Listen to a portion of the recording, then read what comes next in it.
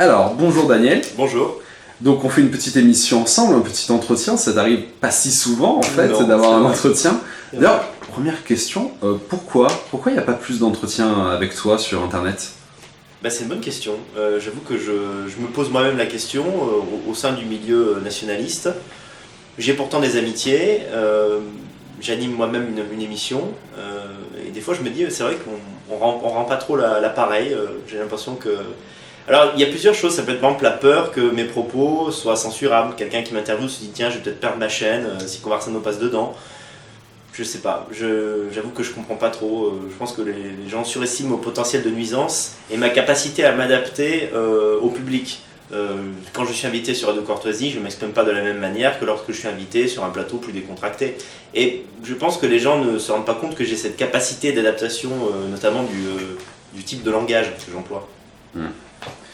Alors, on connaît un petit peu ton parcours, je vais pas revenir dessus, tu l'as bien fait chez Tepa. Oui. Moi j'ai envie de passer directement à ce que tu es aujourd'hui. Est-ce que tu es de droite? Ah oui, je pense que je suis de droite, oui. Oui, oui. Alors qu'est-ce que c'est être de droite? La définition de droite, je pense, a pu changer à travers le temps. Je dirais que je suis pour l'ordre naturel, que même si je n'ai pas la foi au sens où je crois en un Dieu interventionniste, je crois en Dieu. Je suis déiste, je ne me définis pas comme un athée. Je crois que la vie a un sens. Je crois à la hiérarchie entre les hommes. Je pense que les hommes ne sont pas égaux. Certains sont plus intelligents, plus forts, plus respectables que d'autres. Et surtout, dans le cadre du monde actuel en Occident, je suis opposé à l'immigration, en particulier en provenance des pays extra-européens. Et ce seul fait vous classe à droite de toute façon pour la plupart des gens. Et c'est une manière de se définir comme quelqu'un de droite. Aujourd'hui, la ligne de démarcation entre la droite et la gauche, c'est veut-on être remplacé ou nous le veut-on, ou est-ce qu'on ne le veut pas? Moi, je ne le veux pas, et en particulier par des populations venant de pays du tiers-monde. Donc toutes ces choses font que oui, je suis de droite. Même si j'ai peut-être un style de gauche, j'ai les cheveux longs et tout, je pense que je suis de droite. Et d'ailleurs, pour terminer de répondre à la question, à travers mes goûts, parce que moi, avant d'être un type intéressé par la politique, je suis un artiste et quelqu'un qui aime les œuvres artistiques, littérature, musique, peinture. J'ai toujours été attiré par les œuvres de droite. En fait, c'est comme une évidence, notamment en littérature. Céline, on se souvient du reportage au bout de la droite où... C'est vrai, j'ai pas choisi le titre, mais bien sûr j'apprécie Céline, mais je dois quand même dire que, contrairement à beaucoup, je n'aime pas tant le style de Céline, j'aime le fond. En général, c'est plutôt le contraire. En général, les gens, je sais pas, par exemple, Nab, Marc-Edouard Nab va aimer le style, mais il va considérer que les pamphlets de Céline sont du 3e, 4e, 5e degré. Je pense que Céline était tout à fait sérieux, et je partage les idées de Céline, mais je trouve qu'en termes d'écriture, je préfère Rebatté, par exemple. D'accord. Alors, on va rentrer dans le vif du sujet Oui. tout de suite. Donc toi, évidemment, tu crois au grand remplacement. Tu as dit tout à l'heure que tu n'avais pas envie d'être remplacé, notamment par certaines populations on va dire, africaines, globalement. Si l'immigration, alors on va faire de la politique fiction, mais si c'était autre chose qu'une population africaine, est-ce que ça te ferait le même effet? Par exemple, est-ce que c'était des Coréens du Sud qui ont un quotient intellectuel qui est assez important, voire même en moyenne plus important qu'en Europe occidentale? Est-ce que ça t'ennuierait également? C'est une bonne question, c'est une très bonne question, je me la suis moi-même posée. Je n'ai pas une réponse tranchée sur ce sujet. Je dirais que je ne sais pas si je serais militant, actif, s'il y avait l'immigration en provenance de pays, on va dire avec des peuples de qualité. Je crois que le problème ne serait pas le même. Il y aura un problème identitaire, c'est-à-dire qu'effectivement la France se transformerait aussi, elle ne serait plus la France, mais il n'y aura pas des nuisances comme l'insécurité au quotidien, le terrorisme et la baisse de niveau scolaire, ça il n'y aurait pas. Donc c'est difficile à dire quel homme je serais dans ce contexte. Mais il est certain que je ne le verrai pas non plus d'un bon œil. Je pense que, comme les penseurs et les politiciens de la Grèce antique, qu'un peuple monoethnique, c'est ce qu'il faut et c'est ce qui fonctionne, ça a toujours fonctionné comme ça. C'est plus du bon sens populaire d'ailleurs que le fruit d'une longue réflexion intellectuelle. Même s'il y avait 15 millions de Japonais, il n'y aurait pas un multiculturalisme agréable et fonctionnel. Français et Japonais ne vivraient pas en grande harmonie et grande amitié. Il y aurait une séparation peut-être même plus nette, parce que ces gens-là sont plus organisés que les Maghrébins ou les Noirs d'Afrique, mais on verrait encore plus cette espèce d'absurdité avec deux peuples dans un même pays. faut quand même dire que la France, même si c'est un pays qui est grand par rapport à d'autres pays d'Europe, ça reste un petit pays à l'échelle du monde. Et dans un petit pays comme ça, on ne peut pas faire vivre deux peuples très différents. Donc, je considérais quand même cela comme incongru. Après, est-ce que je militerai?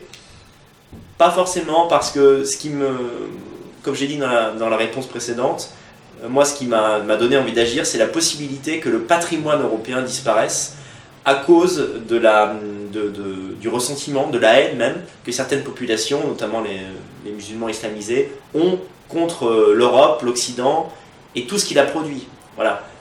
L'idée par exemple qu'un terroriste un jour puisse faire exploser la chapelle Sixtine ou le Louvre, moi je suis terrorisé par ça. Si c'était une population coréenne, je sais que ça n'arriverait pas. Donc je n'aurais pas le sentiment d'urgence à agir et à politiser mon discours. Alors très bien. Alors on est d'accord tous les deux sur ce qui se passe actuellement dans notre pays, c'est-à-dire le grand remplacement. Oui. Là où on va peut-être diverger un petit peu, c'est sur les solutions contre le grand remplacement. Toi, c'est quoi en fait globalement ta solution? Parce que tu sais que j'ai fait une vidéo récemment sur le point de vue de la dissidence sur l'immigration, et j'ai eu du mal à trouver tes solutions, en fait des solutions de Soavelos contre le grand remplacement. Parce qu'il y a évidemment le communautarisme blanc, mais c'est pas le communautarisme blanc qui va empêcher le grand remplacement, qui va empêcher l'augmentation de population issue d'origine extra-européenne, quoi. Alors réellement, ce que tu voudrais faire, c'est quoi, toi, appliquer comme programme? Je crois que, on va dire, la nouveauté qu'on a introduit avec Soavelos, c'est peut-être un mouvement de sincérité intellectuelle qui est de dire en fait, nous n'avons pas la solution, et j'estime qu'aucun mouvement dissident n'a la solution pour arrêter le flux migratoire. On n'est pas aux portes du pouvoir, on ne le sera sans doute jamais. Donc en fait, nous, ce qu'on appelle une solution, c'est se replier sur nous-mêmes, avoir une espèce de charte personnelle, on va dire, sur la façon de vivre dans un pays envahi. C'est-à-dire, en fait, vous avez le choix. Soit vous acceptez le multiculturalisme, le multiracialisme, et vous entrez dans cette danse, par exemple en acceptant que dans votre famille, il y ait des gens qui ne soient pas génétiquement des Européens.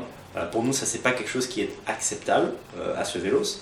Et le deuxième point, il est que, alors même qu'effectivement, je ne suis pas considéré comme un tradi dans le milieu, je pense avoir remis au goût du jour l'idée que faire des enfants est un acte militant en soi. Et effectivement, on ne peut pas stopper le robinet migratoire. Par contre, ce qu'on peut faire, c'est que les Blancs n'accélèrent pas leur propre disparition en arrêtant de se reproduire.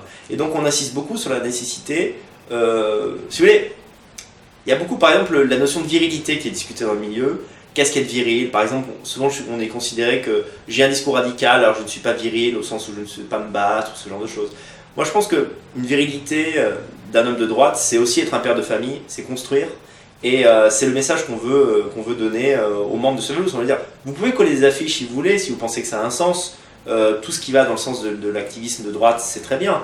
Mais le premier des actes militants, c'est reproduire l'espèce, reproduire le peuple. Vous devez vous reproduire, vous devez continuer à vivre et transmettre vos valeurs à une descendance. Donc c'est ça en fait. C'est ça la solution en fait, c'est nos enfants. Donc c'est une logique de natalité. Oui, moi je suis dans l'idée que il faut augmenter la natalité des Blancs. Déjà pour enlever cet argument aux cosmopolites qui est insupportable, c'est-à-dire l'idée que les Européens ne feraient pas assez d'enfants et donc que l'immigration extra-européenne est une nécessité. On peut faire un autre pari comme celui qui est fait en Hongrie par Orban, qui est celui de la natalité autochtone. Voilà. On peut remotiver les gens à travers des politiques économiques incitatoires, incitatives, je ne sais plus exactement quel est le mot, mais enfin, on peut inciter les gens à faire des enfants avec des moyens politiques, de propagande et de bon sens, tout simplement. Alors notamment en Hongrie, ce que fait Orban, c'est des avantages fiscaux dès le premier enfant, je crois, pour acheter des terrains, pour acheter des biens immobiliers. Et alors ça flambe complètement au bout du troisième ou quatrième enfant, où là, c'est pas gratuit, mais enfin bon, il y a de forts avantages. Alors, effectivement, il y a une politique nataliste, mais comment tu envisages, toi, parce que bon, il y a la question effectivement de faire plus d'enfants que les autres et de reconquérir un peu son territoire. Mais du coup, maintenant, il y aura toujours une minorité ethnique assez importante sur le territoire français, et même sur le territoire de plusieurs pays d'Europe occidentale. Le Royaume-Uni, enfin, l'État Royaume-Uni, l'Allemagne, l'Espagne, l'Italie. Oui. Comment lutter contre ceux qui sont déjà là? C'est la question à 100 millions de dollars, je pense que personne n'a vraiment la réponse, mais l'idée du communautarisme, c'est se préparer à... Alors déjà au quotidien, il y a une insécurité dans les pays d'Europe de l'Ouest qui est une évidence. Tous les médias dits alternatifs l'ont bien montré depuis des années. Donc la question c'est quand est-ce que cette insécurité va devenir quotidienne au point qu'on pourra se déclarer en état de guerre civile. Moi je pense que cela va se produire, que ce sera d'ailleurs plutôt une guérilla qu'une guerre civile au sens étatique du terme, mais je n'ai pas vraiment de réponse à cette question. Ce que je sais c'est que plus nos troupes seront importantes, plus nous pourrons lutter pour notre survie lorsque le conflit sera inévitable dans tous les pays que vous venez de citer notamment. Voilà l'idée. L'idée en fait c'est de se préparer à la vie en minorité. C'est-à-dire que ce qui a changé, je pense, ce qui change dans le discours par rapport à la dissidence old school, c'est qu'on dit on va pas vous mentir, le pouvoir on va pas l'obtenir. Maintenant il faut se préparer à la vie en minorité. Pour s'y préparer, il faut réintroduire un lien de confiance dans la communauté du peuple européen qui s'est perdu à travers les âges. Dramatiquement, ça s'est perdu, alors qu'en face, on a des gens qui sont organisés, qui effectivement, peut-être si on regarde la courbe des QI, si on focalise sur la courbe des QI, on va dire bon, ces gens sont globalement moins aptes intellectuellement que nous, donc on va être plus fort qu'eux. Je ne suis pas tout à fait d'accord parce qu'une organisation tribale peut être plus puissante que des intelligences individuelles. C'est la raison pour laquelle, en fait, le trait d'union, on a cherché le plus gros dénominateur commun des gens qui naviguaient dans la sphère dissidente. Et en fait, le plus gros dénominateur commun, même s'il y a quelques immigrés patriotes dans la dissidence, je ne le nie pas, mais c'est tout de même minoritaire, le plus gros point commun, c'est qu'en fait, nous sommes des blancs qui veulent rester des blancs dans des pays où il y ait le moins de non-blancs possible. C'est ça en fait. En fait, le plus gros point commun, c'est la ligne de Sarkozy 2007, qui était malheureusement une ligne de campagne pour être élu, mais qui n'a pas été appliquée, c'est-à-dire en fait... Karcher pour les racailles et immigration, c'est terminé, on met le haut là. C'est ça en fait le plus gros dénominateur commun. Donc c'est sur cette ligne, on va dire, qu'on rassemble, avec en plus l'idée qu'un Européen est quelqu'un qui a non seulement une culture européenne, mais aussi un sang européen. Parce que qu'est-ce qui produit la culture? Les peuples. Pourquoi les peuples sont comme ils sont? Parce qu'ils ont certaines capacités, certains éléments génétiques que d'autres peuples n'ont pas. Voilà. Mais tu réfléchis plus du coup dans une logique européenne que dans une logique nationale, par exemple française, spécifiquement italienne, espagnole, etc. Oui, c'est vrai. Alors on pourrait dire, par exemple, un contradicteur pourrait dire c'est parce que toi-même tu es entre guillemets un métis européen, tu es à moitié italien, à moitié français, donc tu ne te vois pas dans une ligne souverainiste française. Oui, il pourrait y avoir de ça. Mais c'est aussi que je constate qu'au sein même du rang dissident, des gens qui sont 100% français sur 3 ou 4 générations, ça devient de plus en plus rare. Dans le discours franco-français, on va s'en sortir, mais simplement par le haut, et la France toute seule, sans avoir besoin de s'allier avec des nationalistes en Allemagne, en Italie, ça j'y crois moyen. J'y crois moyennement, surtout que la France, contrairement à d'autres pays européens, ne semble pas prendre le bon chemin au niveau politique. Donc oui, je dirais pas que je suis pan-européen, dans la mesure où je crois qu'il y a une mystique chez les pan-européens, c'est l'idée qu'on sera plus fort si on métisse les peuples européens entre eux. Il y a aussi un peu ça chez les pan-européens, là je ne suis pas d'accord. Si un Français trouve une Française et qu'ils sont amoureux, ma foi c'est très bien, et c'est même mieux, parce qu'on a une unité culturelle au sein d'une famille, on est Français des deux côtés, c'est très bien. Mais je dis que, de la même manière que les rois se mélanger, si on peut dire, le mot n'est pas correct, mais enfin... Voilà, des rois se marient avec des princesses autrichiennes ou allemandes, eh bien, je crois vraiment qu'une union de peuples européens différents n'a aucune importance, en fait. Ça ne sort pas l'enfant à naître de la civilisation européenne, c'est ça le plus important. Mais pour toi, il y a une véritable civilisation européenne. Ah oui, c'est un point où je ne suis pas du tout d'accord avec Henri de Lesquen. Henri de Lesquen dit qu'il n'y a pas de civilisation européenne. Je ne suis pas d'accord, il y a une civilisation européenne on pourrait faire quelques distinctions. On pourrait dire que il y a une Europe du Sud, il y a une Europe du Nord, que ce sont deux cultures qui peuvent se comprendre mais qui sont néanmoins différentes. On pourrait aussi dire une troisième Europe qui est l'Europe slave, mais il y a tout de même des points communs dans tous ces peuples et dans toutes ces cultures, dans toutes ces histoires, qui font qu'on peut parler d'une civilisation commune. De la même manière qu'il y a une civilisation asiatique. Les Chinois et les Japonais sont différents, mais ce sont deux peuples qui forment une civilisation voisines et frères. Et donc, qu'est-ce qui fonde la civilisation européenne? Est-ce que c'est simplement le fait d'être blanc, ou est-ce qu'il y a quelque chose de plus? Alors je dirais que c'est la condition, oui, la numéro une. Je pense que le fait d'être la génétique, être blanc, être européen, c'est être blanc. Ça veut dire strictement exactement la même chose pour moi. Et c'est de là que tout est parti. L'histoire de l'Europe naît de la génétique des Européens depuis la Grèce. Donc effectivement, on pourrait parler de ça. On pourrait dire que c'est la condition nécessaire en fait. Vous êtes un Européen lorsque vous êtes un blanc. Après, dans les nuances, définir la civilisation à contrario des autres civilisations dans le monde, bon là on pourrait y passer une heure. Hein. Je dirais que vraiment la spécificité de la civilisation européenne, par exemple si on la compare avec une autre civilisation de qualité qui est la civilisation asiatique, la civilisation chinoise, c'est le mélange de la grandeur et la finesse en fait. Je ne connais pas d'autres civilisations qui comme nous ont réussi à faire ça. Et ça c'est quelque chose qu'on retrouve, parce que j'ai beaucoup voyagé au sein de l'Europe, on retrouve ça à Moscou, on retrouve ça à Prague, on retrouve ça en Italie, on retrouve ça en France. Ce mélange de grandeur, à travers par exemple l'architecture, et de finesse, de raffinement, de petites choses légères que d'autres civilisations fortes n'ont pas réussi à produire. Et c'est ça pour moi qui fait la spécificité culturelle, je dirais, de la civilisation européenne. Alors, je voulais t'emmener sur le christianisme, je t'avoue, sur le christianisme comme fondement de la civilisation européenne. Non mais franchement là c'est pas du tout pour faire mon anti-catho, j'ai simplement oublié, mais c'est une évidence. Le christianisme fait partie de l'histoire de l'Europe. Alors je dirais pas fondement, parce que l'Europe était l'Europe avant le christianisme aussi. La Grèce antique, Rome c'était déjà l'Europe. Mais il est absurde de nier que le christianisme est une composante claire de l'histoire de l'Europe et de l'Occident. Et je tiens à dire que je ne suis pas d'accord avec,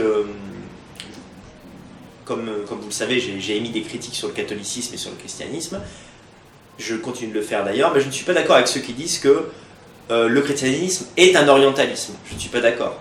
Effectivement, c'est une religion qui est venue d'Orient, mais les Européens s'en sont appropriés et en ont fait quelque chose de purement européen. Et ça, moi j'ai une éducation catholique, et je sais bien que par exemple le catholicisme à l'italienne n'est pas oriental dans son essence, ça c'est clair. Là-dessus je ne suis pas d'accord. Effectivement, c'est une composante de la civilisation européenne. Alors tu nous confirmes, les Italiens ne sont pas libanais? Ah non. Non, alors après, mais en fait moi il faut bien comprendre quelque chose, c'est que je n'ai pas un orgueil du fait de ma naissance. C'est pas parce que je suis à demi italien que je vais défendre mon bout de steak en disant non, il n'y a absolument aucun non blanc en Italie. Si on regarde la génétique de certaines régions en Italie du Sud, notamment la Sicile, effectivement il y a une trace de non-européens qui n'est pas négligeable. Mais sur l'ensemble de l'Italie, l'Italie est un pays européen qui a construit des choses européennes, qui a une intelligence qui correspond grossièrement à celle de tous les pays européens. En fait, ce que je trouve idiot dans les gens qui essayent de dire que finalement que certains latins, comme les Espagnols, les Italiens, n'ont pas à faire du combat racial blanc parce qu'ils ne sont pas blancs, déjà c'est que c'est en grande partie faux, et c'est surtout nous avons affaire à tellement plus grave avec l'immigration en provenance de pays du tiers-monde, qui là sont clairement, et à 100% en fait, des non-européens ethniques, que je pense que les gens qui essayent d'opposer les Européens du Nord aux Européens du Sud, en réalité, sont aussi des adversaires du combat ethnique. C'est en fait, être pointilleux comme ça, au moment d'une telle invasion, c'est une forme de refus de combattre. C'est-à-dire en fait, un nordiciste, par exemple, va dire ah non, moi je ne m'associe pas avec les Italiens parce que dedans, il y en a 5% qui, il y a 28 générations, ont eu un nom blanc. Ouais, c'est une façon de ne pas combattre. Alors, toi, je crois savoir que tu crois à la perspective d'une guerre civile sur le moyen terme. Oui. Donne-nous ton opinion sur ça. Justement. Je m'interroge là-dessus. Je ne sais pas quelle fin ça prendra. Évidemment, j'ai édité le bouquin de Faye, Guerre civile raciale, mais Faye lui-même n'était pas certain que l'affrontement ethnique se produirait en France, premièrement, et surtout il n'était pas certain que l'affrontement serait purement ethnique. C'est vrai que quand on lit le titre d'un livre, Guerre civile raciale, on imagine, alors les Noirs contre les Blancs, contre les Arabes, ça fait une espèce de truc de triangle comme ça de haine. En réalité, dans le bouquin de Faye, on voit que, et là je suis d'accord avec, c'est pour ça que je l'ai édité d'ailleurs, je suis d'accord avec sa théorie, plus qu'une guerre raciale pure, c'est l'idée de l'affrontement de deux camps. Et dans les deux camps, on trouvera des gens de différents groupes ethniques. La pierre d'achoppement, ça va être l'islam. Autour de l'islam va se polariser la société française. Les gens qui souhaitent le remplacement ethnique, soit par volonté d'invasion, comme les arabo-musulmans, soit par masochisme, comme les gauchistes, vont se mettre du côté de l'islam, un peu comme Houellebecq aussi le montre dans son livre Soumission. Et d'un autre côté, on aura ceux qui veulent rester européens, on aura donc la partie adverse, et même dans ce camp, on pourra trouver à la marge des immigrés ou des métis qui sont heureux de vivre en Occident et qui ne veulent pas que l'Occident devienne ce qu'ils ont fui, c'est-à-dire le tiers-monde. Donc finalement, c'est un petit peu plus nuancé que ce qu'on pourrait croire. Je ne crois pas qu'il y aura une ampleur... En fait, souvent, quand on imagine une guerre civile, on imagine quelque chose de spectaculaire. L'ex-Yougoslavie. Exactement, voilà, qui pourrait donner lieu, 10 ans après, à un grand film de cinéma hollywoodien. Malheureusement, je crois que ça sera beaucoup plus laid que ça. Je crois que ça sera de la guérilla urbaine. Je crois que ça sera beaucoup de fuites. Il y aura énormément d'émigration. Les gens vont partir d'Europe de l'Ouest. C'est déjà, maintenant que j'habite une bonne partie de l'année en Roumanie, je le vois. Il y a de plus en plus d'Occidentaux qui s'installent en Roumanie. Et ce n'est pas seulement parce que les pays deviennent attractifs, ils ne sont pas tant que ça en réalité. Il y a toujours beaucoup plus de possibilités d'emploi et d'argent en France, en Angleterre ou en Suisse. Malgré tout, beaucoup d'Occidentaux, de gauche comme de droite, vont en Europe de l'Est. Et ces gens-là fuient parce qu'ils fuient l'insécurité, ils fuient les affrontements urbains. Donc moi je vois plutôt quelque chose d'un peu pourri, c'est vraiment le mot exact, quelque chose qui se pourrit très lentement, une guerre civile qui prend la forme d'une guérilla, en fait, d'une guérilla de petite ampleur, mais un peu partout dans tous les pays d'Europe de l'Ouest, où les gens finalement ne se déclarent pas en état de guerre civile, alors qu'en réalité ils le sont. Alors pourquoi? On pourrait dire aussi, souvent on m'a reproché, pour le livre de Faye, d'employer le mot civil. Mais au sens strict c'est vrai, parce que la plupart de ces immigrés, aujourd'hui, légalement, ont des papiers français et sont donc des Français de papier. Et c'est pareil en Allemagne, c'est pareil en Angleterre. Donc en fait c'est une guerre qui va opposer des groupes ethniques différents, peut-être, mais des gens qui seront officiellement des gens du même pays. Donc voilà le truc. Mais toi, tu la souhaites, cette guerre civile? Tu penses que c'est une solution? Ou tu l'envisages comme pouvant arriver, mais comme tu l'as dit, finalement on ne sait pas trop quelle forme ça prendra? Il est délicat de répondre à cette question parce que la réponse à cette question est possiblement illégale. Donc à la fois pour préserver votre chaîne et puis pour m'empêcher d'aller devant les tribunaux, je vais essayer d'être un peu vaseux dans ma réponse. Je dirais que historiquement, des affrontements, même s'ils sont sanguinaires, peuvent être profitables à un peuple qui essaye de survivre. Parce que, prenons le cas inverse, disons qu'on ne souhaite pas la guerre civile et qu'on veut essayer de parvenir au pouvoir légalement, d'accord, que ça peut prendre 30, 40, 50 ans et que ça ne fonctionne pas. Et on se retrouve en France dans 40 ans avec un pourcentage de 70% de non-européens contre 30% d'autochtones. Bon, si là une guerre éclate, est-ce qu'on peut la gagner à ce moment-là? Je ne sais pas. Ce que je dis, c'est que s'il doit y avoir un affrontement entre groupes ethniques, en tout cas, s'il doit y avoir un affrontement dont le sujet serait l'arrêt du remplacement ethnique, c'est-à-dire en gros, les Européens qui en ont marre et disent bon, c'est maintenant ça va, il y a assez d'immigrés, on veut rester en majorité sur notre sol, donc on se bat. S'il y a un affrontement sur cette thématique-là, le plus tôt il arrivera, le mieux c'est. Et le plus tôt il arrive, plus de chances nous avons de le gagner. Ça, c'est une réalité, c'est une question de probabilité, de bon sens en fait. Ok, merci pour cette réponse qui ne fera pas sauter la chaîne, j'espère. Ouais. On va essayer. Ouais. Bon, on a parlé de la guerre civile et tout ça. Souvent, je t'entends sur Radio Occident ou sur d'autres réseaux, sur une de tes chaînes. Tu crois pas vraiment au coup de force. Tu crois pas au coup d'État. Et même vous en rigolez un petit peu, généralement, entre les intervenants, en disant c'est un petit peu du conspirationnisme de croire au coup de force. Pourquoi on pourrait, d'un côté, comme tu fais, éventuellement croire à la guerre civile ou à un truc qui ressemblerait à la guerre civile, et pas croire au coup de force? Alors déjà, par rapport à... Je voudrais compléter la réponse précédente parce que je ne crois pas avoir dit l'essentiel. Je ne dis pas qu'il est souhaitable que, à chaque attentat musulman, des Blancs prennent leur revanche et fassent la même chose pour une espèce d'escalade de violence. Ce que je dis, c'est que pendant un long moment, le milieu dissident est parti sur de mauvaises pistes en disant pour éviter la guerre civile, évitons les discours qui pourraient l'enclencher. Voilà, c'est important, c'est que avant de parler de guerre au sens strict, c'est-à-dire de gens qui tuent d'autres gens, je refuse maintenant de faire des compromis avec les immigrés en disant je ne vais pas tenir ce discours parce que ça va blesser une population musulmane qui est en grand nombre. C'est pas seulement une question de liberté d'expression, c'est une question aussi d'idées nettes.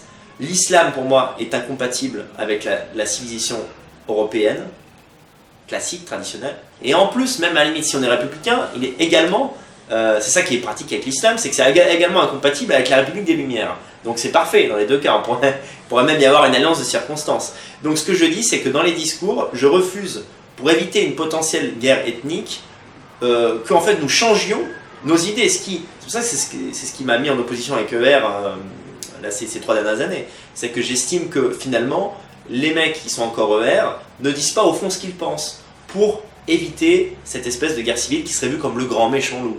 Si la guerre doit éclater, elle doit éclater et ce n'est pas à nous de modifier notre discours pour éviter qu'elle éclate. Bon, ça c'est le point que je voulais dire. Concernant le putsch, alors peut-être que je me suis mal exprimé dans les émissions que vous avez vues de moi. Ce que je dis, ce n'est pas qu'un putsch est improbable ou pas souhaitable, c'est que je dis que les personnes qui en parlent ne se donnent pas les moyens de le faire. Et c'est ça qui est ridicule. Le grotesque est ici. Alors, il ne suffit pas de défiler, de dire aux flics « avec nous !» ou en fait « on va renverser la République !» Si on n'a pas les moyens de le faire, ça ne sert à rien de faire les coqs et d'essayer de mettre cette solution en avant qui n'en est pas une. Vous voyez, moi, c'est des fausses solutions. C'est comme de dire, c'est comme si je vous disais, vous inquiétez pas, on va continuer et les Blancs vont reconquérir la planète. C'est pas une solution, c'est pas un programme, c'est un rêve. Et moi, ce que je dis de la plupart des putschistes, c'est que ce sont des rêveurs. Donc voilà ce que je dis. C'est pour ça qu'en fait, j'en suis revenu à la formule communautaire. Pourquoi encore beaucoup de gens ont un sourire en coin lorsqu'ils entendent parler de communautarisme? C'est parce que ce n'est pas quelque chose de séduisant. Quand on dit aux gens, bon écoutez, on va se replier un peu sur nous-mêmes, on va prendre du temps pour préparer une stratégie, et pendant ce temps, ce qu'on va faire, c'est que on va essayer aider les gens à se marier entre eux au sein de la communauté pour faire des enfants, les cultiver dans nos valeurs, essayer de vivre déjà au même endroit pour pouvoir se protéger en cas d'attaque massive, voilà, de Bataclan puissance 100 un peu partout dans le pays. Donc en fait, c'est un peu du rafistolage. Donc évidemment, ça fait moins rêver que de dire on va prendre le pouvoir et on va pendre des magistrats ou des politiciens véreux, vous voyez. Mais le fait est que je crois que le communautarisme est possible. Les Européens ethniques ont l'intelligence et le bon sens de comprendre qu'il est nécessaire et de le mettre en pratique, mieux que d'autres communautés d'ailleurs. Si on arrive à sortir de cet individualisme vraiment qui pourrit l'Occident, c'est plus crédible que de dire on va reprendre le pouvoir à un État qui est tout de même, qui sait se défendre. On l'a vu avec les Gilets jaunes, l'État français, on peut dire qu'il fait preuve de faiblesse face à un islam conquérant, d'accord, peut-être, mais pour des raisons aussi économiques, d'acquaintance avec l'Arabie Saoudite, etc., c'est pas par faiblesse, c'est pas par incompétence, c'est parce que l'État a fait certains choix. Lorsque l'État veut lutter, notamment à sa propre survie, à son maintien au pouvoir, il est très fort. Et aujourd'hui, les gens qui nous parlent du putsch dans le milieu nationaliste sont des guignols. D'accord. Alors, plus largement, oui. Sur le point de vue uniquement de système politique, ce coup-ci, tu as parlé de la République des Lumières tout à l'heure, alors on va parler royalisme après, mais entre-temps, juste au milieu, est-ce que tu crois en la démocratie? Est-ce que tu crois dans le pouvoir, enfin, la prise de décision qui serait issue du peuple? Non. Non, c'est pour ça d'ailleurs qu'une des premières questions que vous m'avez posées, c'est êtes-vous de droite? Je crois que quand on est authentiquement de droite, on sait qu'un peuple ne sait pas se gérer lui-même et prend parfois de mauvaises décisions pour lui-même. Pour autant, je suis un pragmatique et j'essaye de faire avec le système tel qu'il est en ce moment, vu l'urgence de la problématique migratoire. Mais non, pour répondre de manière courte à la question, je ne pense pas que la démocratie soit le meilleur système. Ou alors, quand on parle d'une démocratie, on parle d'une démocratie à la grecque, où finalement peu de gens ont le pouvoir décisionnaire. C'est pas la démocratie au sens où on l'entend aujourd'hui. On a beaucoup entendu parler du RIC ou du RIP aussi, je crois, référendum d'initiative populaire, au moment de la crise des Gilets jaunes. Oui. Est-ce que toi, tu serais sensible à ça? Est-ce que tu penses que le bon sens commun peut finir par l'emporter vis-à-vis d'un vote référendaire sur la propagande des médias, tout ça. Est-ce que tu penses réellement que ça peut être une solution ? Ben, c'est une bonne question, je me le demande souvent. Je dirais que dans le contexte, aujourd'hui les régimes autoritaires sont diabolisés, quels qu'ils soient. Quoi qu'on pense de la Russie, Poutine est un homme de poigne qui a une certaine autorité sur le pays, et c'est très mal vu en Occident, c'est très mal vu même par les gens. Donc cette solution-là de l'homme providentiel, on la présenterait aux Français qui n'en voudraient pas. Par contre, j'ai remarqué que le RIP, ou le RIC, je préfère d'ailleurs l'appellation RIP, a séduit les Gilets jaunes, parce qu'il y a l'idée que, enfin, le citoyen a un moyen direct d'agir sur son quotidien. Donc c'est une manière, je dirais, de reprendre le pouvoir à l'État en permettant aux gens de décider de leur destin, et sur des questions clés. Et autant j'ai dit que, effectivement, un peuple peut parfois aller dans la mauvaise direction, parce que l'intelligence collective est rarement très importante, malheureusement, autant sur certaines questions clés comme l'immigration, je pense que si on interrogeait actuellement le peuple français dessus, les gauchistes seraient étonnés des réponses. D'ailleurs, quand il y a des sondages qui sont faits, sondages Ipsos, c'est pas des sondages faits par Nazi Magazine, sur l'immigration, est-ce que vous trouvez qu'il y a trop d'immigrés en France ? Régulièrement, les sondages, à plus de 50% disent oui, nous avons le sentiment qu'il y a trop d'immigrés en France. Et les gens qui sont interrogés sont des gens c'est un échantillon global représentatif de Français très différents. Donc effectivement, le RIP, c'est une bonne idée je dirais dans un paradigme droit de l'homiste où en fait ce n'est pas un dirigeant unique qui peut décider de ce que sera un pays, mais le peuple entier. C'est une bonne solution d'appoint. C'est pas l'absolu, mais si c'était mis en place, ce serait intéressant. Encore faut-il que les bonnes questions soient posées. Donc ça, je ne sais plus exactement quel était le fonctionnement du RIP en lui-même, mais il faut qu'on pose les bonnes questions au peuple. Il ne faut pas qu'on leur demande quelle est la couleur que vous voudriez d'une boîte aux lettres. Donc oui, c'est encore une belle idée, mais qui évidemment, encore une fois, l'État est plus puissant que ce qu'on croit, et les gens peuvent toujours rêver du RIP, mais pour l'obtenir, ça sera très, très compliqué. Alors justement, tu te plains de l'État. Ouais. Nous, on est royalistes, on se plaint aussi de l'État, ouais. Mais probablement pas pour les mêmes raisons. Je t'entends de temps en temps sortir des petites blagues sur les royalistes, sur Radio Occident, tout ça, sur Fréquence Occident. Pourquoi ? Quel est le problème avec les royalistes ? Alors, contrairement à ce qu'on pourrait croire, c'est pas la foi, parce que la foi catholique, je l'ai eue dans le passé, donc je me moque pas de ce sentiment. Je comprends qu'on puisse avoir la foi, et quand on l'a, c'est un réel soutien d'ailleurs pour le quotidien. Non, c'est plus d'expérience. La plupart des royalistes que j'ai rencontrés étaient très relax sur la question ethnique et sur la possibilité qu'un non-blanc puisse être un Européen comme les autres. Au fond, alors souvent quand je dis ça, il y a plein de royalistes qui me disent en commentaire mais pas du tout, on est aussi raciste que vous, etc. Mais dans les faits, chaque fois que j'ai eu affaire à quelqu'un ou à un groupe du milieu catholique royaliste, j'ai vu une souplesse et surtout une façon de faire passer l'urgence migratoire en deuxième ou troisième priorité, c'est-à-dire c'est pas la priorité numéro 1 pour ces gens-là, me les font passer souvent pour des gens pas sérieux, parce que comment ne pas voir que c'est vraiment c'est-à-dire que pour déterminer quel sera le système politique en France dans 15-20 ans, quand on reprendra le pouvoir, encore faut-il qu'il y ait encore une France. Et pour qu'il y ait encore une France, il faut qu'il y ait des Français. Donc voilà, on le sait.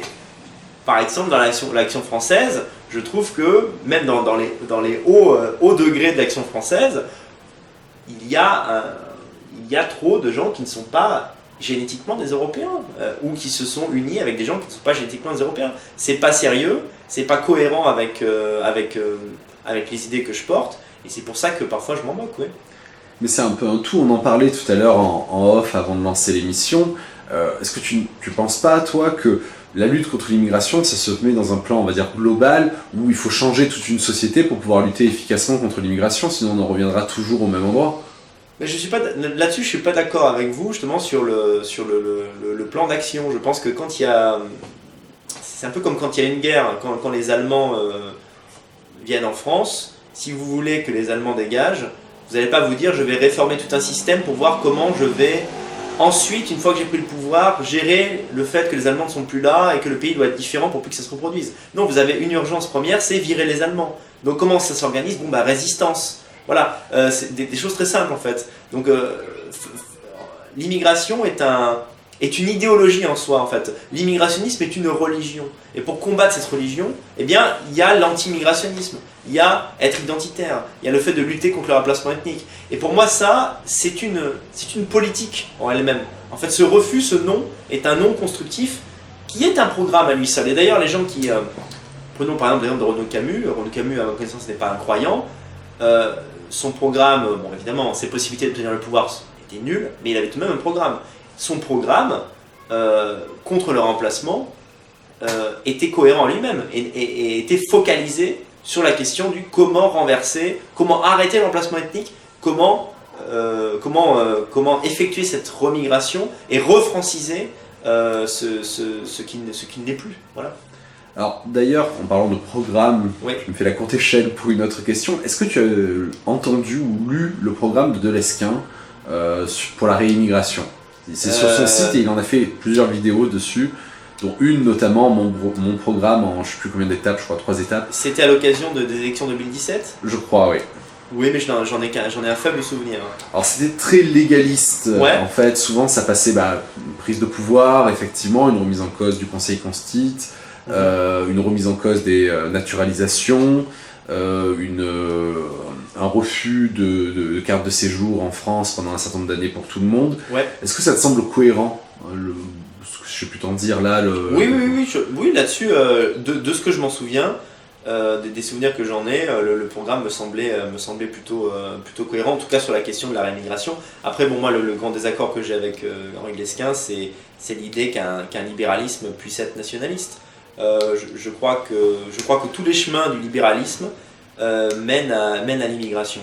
Bon, mais là, on est sur un autre sujet. Ah bah, donc, justement, parce que j'allais partir sur ça, tu me fais une autre courte échelle.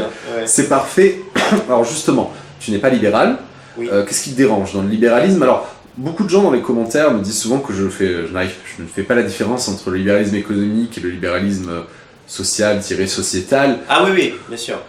Là, on parle de libéralisme économique. Oui. On ne parle pas de la définition libérale qui est celle outre-Atlantique, où un libéral est quelqu'un qui est pour la liberté des mœurs, qui finalement est un gauchiste. Mais on peut allier les deux. On peut être libéral économique. Autre question plutôt, pardon, je vais la reformuler. Est-ce qu'on peut être libéral économiquement et conservateur, même si le mot aujourd'hui ne veut plus dire grand-chose, sociétalement? Alors, sur le papier, oui. Individuellement, oui. D'ailleurs, c'est ce qu'est Henri Delesquin. C'est un conservateur, chrétien, mais républicain. D'ailleurs, ils ne sont pas beaucoup dans cette catégorie. Mais libéral, comment dire, individuellement, des gens comme ça, j'en connais. Mais un système de société fonctionnant là-dessus arrivera toujours, on va toujours s'éloigner du national pour arriver au libéral, pour se rapprocher du libéral. Parce que le libéralisme est un état d'esprit. L'état d'esprit, c'est plus d'argent, plus d'efficacité, et ça conduit toujours à des dilemmes moraux où le choix va être... En fait, quand vous êtes libéral, le dilemme moral, c'est est-ce que je veux plus d'argent ou, par exemple dans le cadre de la France, est-ce que je veux plus de France? Et ces choses-là, souvent s'opposent, notamment en matière de commerce. Par exemple, vous êtes commerçant. Vous ouvrez un commerce en France, les taxes sont énormes. Alors vous allez me dire, oui, mais dans un système libéral, les taxes seraient moins élevées. D'accord, alors mettons un système à l'américaine où il y a moins de taxes, il y a moins d'impôts. Un restaurateur peut gagner de l'argent avec un resto sans être taxé à 50-60%. D'accord. Mais la problématique, le dilemme moral, il reste le même. Même si vous êtes taxé à 10%, vous avez la possibilité de prendre des cuisiniers français qui demandent tel salaire, et des cuisiniers illégaux qui demanderont tel salaire. D'ailleurs, ils ne demanderont rien, c'est vous qui allez définir le salaire. Qu'est-ce que vous allez choisir? Eh ben, quand vous êtes un libéral, une fois sur deux, vous allez peut-être choisir l'immigré. D'accord. Moi, ce que je dis, c'est que au sein dans le milieu libéral et des rencontres que j'ai faites, même si dans le discours, on a cette volonté d'être conservateur et identitaire, c'est souvent le côté financier, la question libérale qui l'emporte. Voilà ce que je dis. Donc c'est pour ça que moi je ne crois pas qu'une société, surtout en Europe, puisse fonctionner sur ce modèle. Je n'y crois pas. Après, c'est vrai que bizarrement, ça peut sembler contradictoire. Pour des raisons électorales, je trouve par exemple qu'un slogan comme celui qu'a dit Sarkozy, travailler plus pour gagner plus, c'est séduisant. Parce que les Français en ont marre des impôts. Ils se disent oui, je veux pouvoir gagner plus d'argent, ensuite avoir un pouvoir d'achat plus élevé. Donc effectivement, pour remporter une élection, je ne suis pas certain que le discours très social de répartition des richesses à la Mélenchon soit une bonne chose. Mais fondamentalement, je pense que le libéralisme est un des éléments qui ont fait chuter l'Occident. Je le crois profondément. Alors ça paraît paradoxal parce que je me définis souvent comme un pragmatique. Ce qui est terrible avec le libéralisme, c'est qu'il fonctionne concrètement. Vous avez une société libérale d'un côté, vous avez une société communiste. On le sait, d'ailleurs, sur le site d'Henri Dlesquin, j'avais été marqué par ça. Lorsque l'URSS s'est effondré, on s'est aperçu que le PIB de la Russie était extrêmement faible. Il était, je crois, légèrement en dessous de la France, alors que la Russie est énorme, a du pétrole, des industries, etc. Donc, effectivement, c'est un système qui est fonctionnel. Mais ce n'est pas parce qu'une chose est fonctionnelle qu'elle est souhaitable. Et c'est en ce sens que je ne suis pas libéral, effectivement. Oui, en fait, le libéralisme est un bon système économique en soi, en tant que système économique, mais pas un système économique national. Mais c'est ça, c'est exactement ça, c'est tout à fait. Et puis je ne crois pas que ça apporte le bonheur. Là-dessus, je suis assez degréliste, finalement. Je ne crois pas que la philosophie libérale apporte le bonheur aux hommes. Je n'y crois pas. Par contre, effectivement, ça apporte la surproduction. Effectivement, vous avez maintenant dans les grandes surfaces la moitié qui est jetée, parce que oui, ça fonctionne, effectivement, ça fonctionne, mais ça ne donne pas un monde joli. Alors, on va passer aux questions un peu plus soft, on va dire, un peu moins dures. Le gouvernement parfait de Daniel Commersano, ça ressemble à quoi? Écoutez, je vais dire Joker, non pas parce que ma réponse est trop radicale, mais parce que je suis encore jeune. J'ai plutôt une formation d'artiste que d'homme politique. Je lis plus par exemple de romans que d'essais politiques. Et je crois que si je disais mon monde idéal, je serais sûrement ridicule parce que je dirais des choses incohérentes qui semblent pas fonctionnelles. Donc je ne sais pas trop quoi répondre à cette question. Je dirais plutôt, je peux dire ce qui me séduit dans les exemples historiques qui ont précédé. Personnellement, je rêve d'une société à la Grèce antique, à la grecque antique. Moi, c'est ça mon idéal de société. Une société morale, une société où l'art a sa place, mais où, on va dire, un art de droite, un art où la virilité, la masculinité n'est pas dévalorisée. Une société... En fait, je ne suis pas contre le principe d'égalité en droit. Enfin, je trouve que c'est un très beau principe que les hommes... C'est ce qui distingue les hommes des animaux. Mais, effectivement, égalité n'est pas égalitarisme. Vous voyez ? Donc, moi, si je devais choisir vraiment dans tous les exemples de civilisation, de système politique que la civilisation européenne a pu produire, parce que c'est aussi, ça me fait penser à votre question tout à l'heure sur la spécificité de la civilisation européenne, ce qui est dingue avec l'histoire de l'Europe, c'est à quel point l'Europe s'est réinventée 1000 fois. Et ça, c'est vraiment quelque chose qui montre le foisonnement de notre intelligence, notre volonté de nous réinventer sans arrêt. Si vous regardez l'histoire de la Chine, vous verrez qu'en fait, elle est très compacte. Pendant 2000 ans, la Chine a été la même chose. C'était fonctionnel, mais c'était la même chose, ça ne changeait pas quasiment. Il y avait des guerres entre les empereurs, mais les systèmes ne changeaient pas. L'Europe a vécu 1000 vies politiques. Et déjà, ça c'est passionnant. Et si je devais effectivement choisir, je dirais que le système à la grecque, plus qu'à la romaine d'ailleurs, mais c'est ce qui me séduit le plus, c'est-à-dire une démocratie éclairée. Voilà, une démocratie d'élite finalement. Si on devait donner un exemple populaire, je le donne tout le temps parce que tout le monde connaît Star Wars, le principe du conseil des sages avec Maître Yoda. Ça c'est quelque chose qui me fait vibrer, c'est une idée, une utopie peut-être, mais qui me fait vibrer. Avec une société, mais ça c'est mon déformation d'artiste, une société qui valorise l'individu extraordinaire. Voilà. Moi je rêve d'une société où il y aurait des statues de 30 mètres de Vivaldi ou de Mozart. Ça c'est quelque chose qui me fait rêver, c'est-à-dire encourager les gens à l'excellence, en valorisant ceux qui le méritent vraiment, qui apportent une contribution à l'humanité, qu'elle soit scientifique, artistique ou politique. Ça, c'est mon rêve de société. Mais comme vous venez de l'entendre, c'est plus un rêve d'artiste que de mec ancré dans une réalité des possibles actuels. Mais en fait, je viens de comprendre une chose. Tu es plus aristocrate dans ton système politique que soit royaliste, soit républicain. C'est Aristote, les meilleurs, hein, en quelque sorte. Ouais, c'est vrai. D'ailleurs, c'est pour ça que quand je suis arrivé dans la dissidence, beaucoup de gens se sont trompés sur ma sociologie, c'est-à-dire sur ce que je suis, parce que je suis un enfant de prolétaire. Mais c'est vrai que dans mes goûts et dans mes aspirations, je suis un peu aristocrate. En fait, j'ai un peu le cul entre deux chaises. Je suis né dans la fange du prolétariat, mais j'ai toujours eu cette fascination pour une société aristocratique et d'élite. Voilà. d'élite, mais d'élite réelle en fait. En fait, le problème, ce qui me plaît pas dans le monde d'aujourd'hui, c'est que ce qui permet d'être classé tout en haut, c'est la capacité à générer de l'argent. Alors, effectivement, c'est une forme d'intelligence. Un trader, on peut pas être un trader et être stupide, ça c'est une réalité. Mais ce n'est pas une forme d'intelligence que je souhaiterais voir valorisée dans un monde idéal. Parce que ce n'est pas celle qui était valorisée dans l'Europe d'autrefois. C'était pas celle-là. C'était pas les banquiers qui étaient des superstars au XVIe siècle. C'était les hommes politiques à poigne, virils, les conquérants, les artistes, les poètes. Faire de l'argent n'est pas un projet de communauté, n'est pas un projet de nation, c'est voilà. Plus un projet individuel. C'est ça. Alors, je reconnais très volontiers que, par exemple, c'est ce qu'on essaie de développer aussi à Solvelos, il est nécessaire pour qu'une communauté s'inscrive dans le temps, qu'elle ait une viabilité économique. Ça c'est sûr, mais c'est pas une fin en soi, et c'est pour ça que vraiment, il y a quelque chose de... Malheureusement, je pense que je n'ai pas assez de connaissances politiques et économiques pour pouvoir mettre des mots... les mots les plus intelligents dessus, mais je pense qu'il y a vraiment quelque chose de pourri dans l'esprit libéral, et que même si, effectivement, la société française, l'État français est socialiste, qu'il y a énormément de taxes, même on pourrait dire communiste sur certains points, on prend vraiment l'argent des travailleurs pour le redistribuer un peu à n'importe qui, il y a quand même un esprit libéral qui nous vient des États-Unis, et qui est mauvais, et qui transforme les rapports entre les gens, et je le vois en vivant en Europe de l'Est. Ça fait 7-8 ans que je connais quand même l'Europe de l'Est, et l'Europe de l'Est a mis beaucoup de temps à sortir du communisme, même lorsque l'URSS s'est effondrée. Et que tous ces pays de l'ex-Union soviétique en fait, sont sortis du communisme. Il y a eu un no man's land politique où ces pays n'étaient pas capitalistes, pas encore capitalistes, mais plus vraiment communistes. Et je vois en fait que l'esprit des gens s'occidentalise de plus en plus, notamment sur le rapport à l'argent, et je vois à quel point ça pourrit les rapports entre les gens. En fait, l'uberisation, je suis vraiment effrayé par l'uberisation de la société.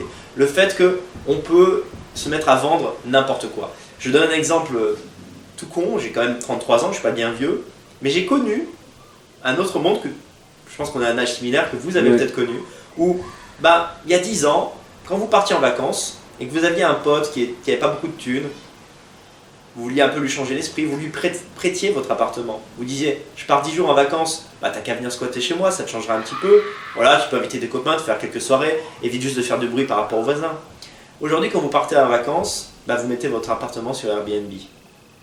Alors, est-ce qu'aujourd'hui, on crève la faim, on a absolument besoin de cet argent d'Airbnb? Je ne sais pas.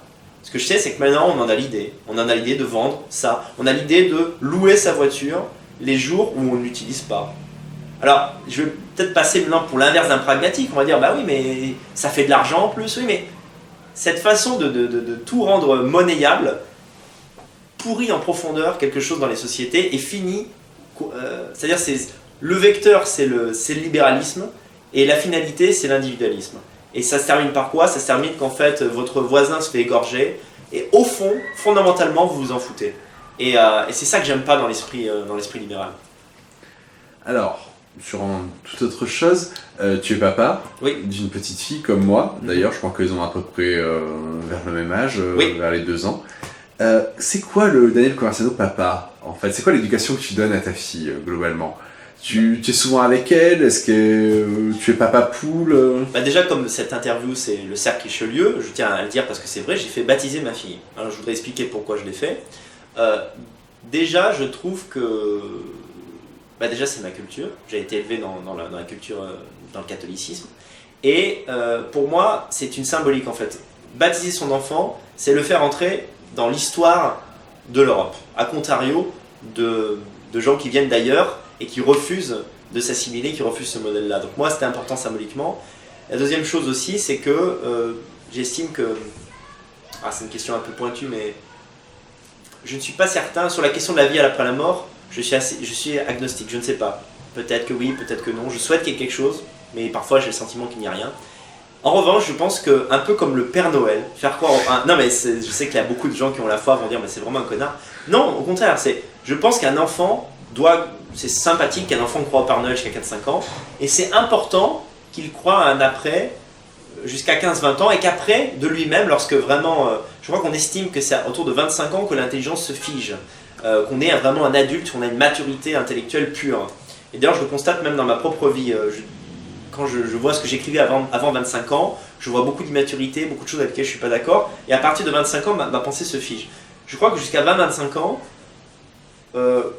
croire à un après, croire que le fait d'être bon sera récompensé par un Seigneur est une belle idée qui permet d'avoir une enfance heureuse. Ne serait-ce que dans un cas, c'est par exemple j'ai un ami qui a malheureusement perdu un enfant, voilà, il a perdu sa fille à 11 ans à cause d'un cancer. Et ça a été d'un grand soutien moral pour l'enfant qui est mort, de se dire il y a quelque chose après, j'en suis certain, parce que mes parents me l'ont dit. Donc voilà, c'est pour expliquer que ma fille ne verra peut-être pas cette vidéo j'espère avant qu'elle ait 20 ans. Moi, je veux lui faire croire à un après, et c'est pour ça que j'ai décidé de l'élever comme moi, j'ai été élevé dans la religion. Ça va peut-être surprendre beaucoup de spectateurs. Après, sur comment je suis, là je répondrai beaucoup plus simplement. Je crois que j'élève ma fille dans l'amour, en fait. Je lui dis souvent que je l'aime. Lorsque je fais preuve d'autorité, lorsqu'elle fait n'importe quoi, comme tous les enfants, et je crois qu'elle comprend que lorsque je fais preuve d'autorité, c'est pour son bien, et j'essaie de lui expliquer. Je lis énormément de choses avec elle, c'est-à-dire j'essaie de la mettre à la lecture, évidemment elle ne lit pas encore, mais je fais ce processus de lecture avec papa, et pas forcément que des contes pour enfants. Des fois je l'assois à côté de moi et je lui fais lire des bouquins du 19e, 20e siècle, je lui fais la lecture pour qu'elle soit un peu dans une autre temporalité que les enfants de l'époque. Et beaucoup de gens se disent, mais finalement, est-ce que tu n'as pas peur? La grande peur quand on est de droite, c'est de se dire, dans ce monde progressiste, est-ce que dans 15-20 ans, ta fille, finalement, elle ne va pas renier tes idées? Je n'en suis pas sûr à 100%, mais je pense qu'un enfant qui est élevé dans l'amour respecte ce que sont ses parents, et lorsque les parents s'aiment et qu'ils sont ensemble, qu'ils restent ensemble, veut reproduire ce schéma. Souvent, je constate que les gens qui sont gauchistes, quand on gratte un peu au niveau de leur famille, on se rend compte que soit ce sont des enfants de divorcés. Encore une fois, je ne dis pas que tous les enfants divorcés sont gauchistes, mais la plupart des gauchistes sont des enfants de divorcés, ou si leurs parents sont ensemble, les parents n'ont pas transmis assez d'amour. Et quand on parle avec ces gens-là, on s'en rend compte. Moi, par exemple, je suis un enfant de l'amour. Dans ma famille, mes parents m'ont toujours montré qu'ils m'aimaient, ils s'aiment entre eux. Et donc, tout ça, ça montre que, si vous voulez, pour moi, la famille a une valeur positive. Et ce que j'essaie de transmettre à ma fille, c'est le fait que la famille, c'est un sas, c'est un cocon où elle sera toujours bien. Et c'est ce qui fait que pour moi, lorsqu'elle atteindra l'âge de faire une famille, elle va pouvoir reproduire la même chose. Donc le papa Daniel, il est très tendre, il aime sa petite fille, et voilà. Et si un jour, elle arrivait avec un compagnon qui ne soit pas ethniquement blanc? Je suppose que tu t'es déjà posé la question, fatalement. Là, c'est pareil, là, c'est une question pour des raisons légales. Je ne peux pas vraiment répondre à la hauteur de ce que je pense. Et ça permet, le public comprendra donc ce que je veux dire par là. Mais, excusez-moi de répondre un peu à côté, mais je ne suis pas inquiet de la situation. Je sais que ça n'arrivera pas. Ça n'arrivera pas parce que je le sais, c'est tout. Quand on est élevé d'une certaine manière et qu'on a de l'estime et de l'amour pour ses parents, on ne fait pas ce qui correspond à leur pire cauchemar. Moi, c'est ma théorie. On verra si elle se réalise. Rendez-vous dans 20 ans, on fera peut-être une vidéo à ce moment-là. Faut bien comprendre que le refus du métissage, il n'est pas lié à un racisme de Gogol ou de Skin, qui est de dire les Noirs sont tous bêtes, etc. Non, là, c'est vraiment, pour le coup, là, c'est identitaire.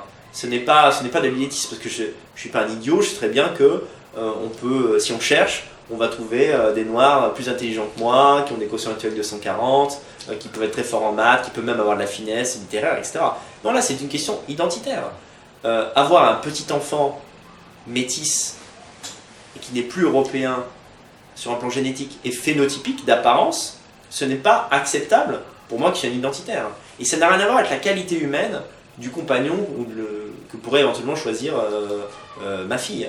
Donc, comme ça n'est pas envisageable, c'est une chose que je lui transmettrai. Je transmettrai cette idée-là, et donc je suis à peu près certain que ça n'arrivera pas. Donc je suis pas inquiet là-dessus. Et donc tu parlais de natalisme tout à l'heure. Tu comptes avoir d'autres enfants encore, 3 ou 4? Oui, nous essayons avec ma femme en ce moment d'en avoir un autre. On est parti sur 3 au minimum. Et après, à partir de 3, on verra en fonction du degré d'épuisement. C'est vrai que c'est... comme beaucoup, hein, on a commencé tard. Ma femme a 29 ans maintenant, je crois, 29 ou 30 ans. Donc c'est dire qu'on va en avoir encore 5, ça semble un petit peu ambitieux. Mais déjà par rapport à la cohérence avec le discours que je tiens, nataliste, pour moi c'est pas envisageable d'avoir qu'un seul enfant. Donc oui, nous voulons et nous souhaitons et nous pensons que nous aurons 3 ou 4 enfants, oui. Et j'aimerais bien avoir un garçon, volontiers l'admettre. Je sais ce que c'est pareil pour moi. Voilà. Alors, dernière question. Oui. Est-ce que tu t'estimes dissident? Est-ce que tu estimes que tu es un membre de la dissidence? Est-ce que tu as une définition de la dissidence à nous donner dans laquelle on pourrait savoir si du coup tu es à l'intérieur ou à l'extérieur? Ben, je sais pas trop finalement. Qu'est-ce que c'est être dissident? Au sens strict, c'est ne pas apprécier la direction que prend un pays et s'inscrire en opposition. Donc au sens strict, oui, je suis un dissident du système. Le système est remplaciste, égalitariste, progressiste au sens le plus laid du mot. Donc oui, je suis un dissident. Après, est-ce que j'appartiens à la dissidence? Ben, j'ai envie de dire, par mon parcours, oui aussi. Je veux dire, j'ai travaillé avec Dieudonné, j'ai été soralien finalement. D'ailleurs, j'achetais religieusement les bouquins de Soral, je suivais ses vidéos, etc. J'étais d'accord avec la plupart de ses idées. Donc oui, je suis un enfant de la dissidence. Après, je crois que, sans me jeter des fleurs, il y a eu une rupture avec ce débat avec Soral en décembre 2016. Et je crois que maintenant, il y a 2 dissidences. On pourrait dire qu'il y a une nouvelle dissidence.